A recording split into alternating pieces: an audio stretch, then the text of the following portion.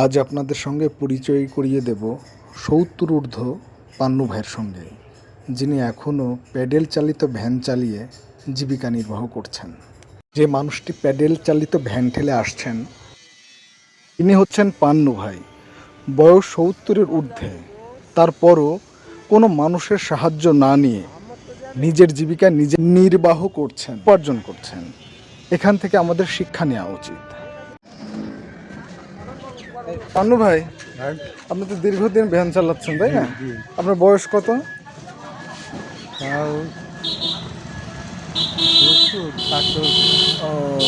তো হচ্ছে আপনার পরিবারে আয় রোজগার করা আর কেউ কি আছে? না না, আপনি? আমি একা। ছেলে মেয়ে? 3 মেয়ে, ছেলে নেই। 3 মেয়ে, সবার বিয়ে হয়ে গেছে? আমার ভ্যান নির্ভর। ও, ভ্যানের উপরে নির্ভরশীল। এই পান্নু ভাই হচ্ছে ভ্যানের উপর নির্ভরশীল। তো এই বয়সেও উনি হচ্ছে পরিশ্রম করে আয় রোজগার করছেন, কিন্তু এখনও অনেক মানুষ আছে যারা যুবক বয়সেও কাজ করতে চায় না বা সাহায্য চেয়ে জীবিকা নির্বাহ করে। তো এই রকম মানুষগুলোকে আপনারা সাহায্য করতে পারেন।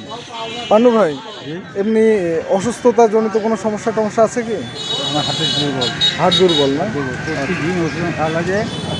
একটা দাম হলো আপনার 18 টাকা, একটা 9 টাকা, একটা 6 টাকা। আচ্ছা, আবার 3 টাকা 3 একবারে আমি নির্ভর। পুরোটাই ভ্যানের উপর নির্ভর। কত মানুষকে আমরা সচরাচর দেখি যে গায়ে শক্তি এবং যুবক, বয়স কম থাকার পরেও মানুষের সাহায্য নিয়ে এরা জীবিকা নির্বাহ করে। সেখানে পান্নু ভাইয়ের মতো মানুষেরা কাজ করে, পরিশ্রম করে, সম্মানের সঙ্গে মাথা উঁচু করে জীবিকা নির্বাহ করে। এখান থেকে শিক্ষা নেওয়া উচিত। আসুন পরনির্ভরশীলতা পরিহার করে নিজে পরিশ্রম করে আয় রোজগার করি এবং জীবিকা নির্বাহ করি। পান্নু ভাইদের মতো মানুষদের দেখে আমাদের শিক্ষা নেওয়া উচিত, কি করে পৃথিবীর সঙ্গে লড়াই করে টিকে থাকতে হয়, কিভাবে বেঁচে থাকতে হয়। ওনারাই আমাদের বেঁচে থাকার অনুপ্রেরণা।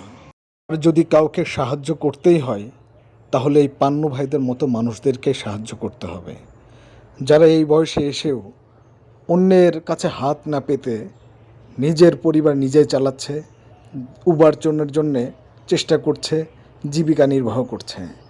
অসহায় মানুষদের পাশে দাঁড়ান।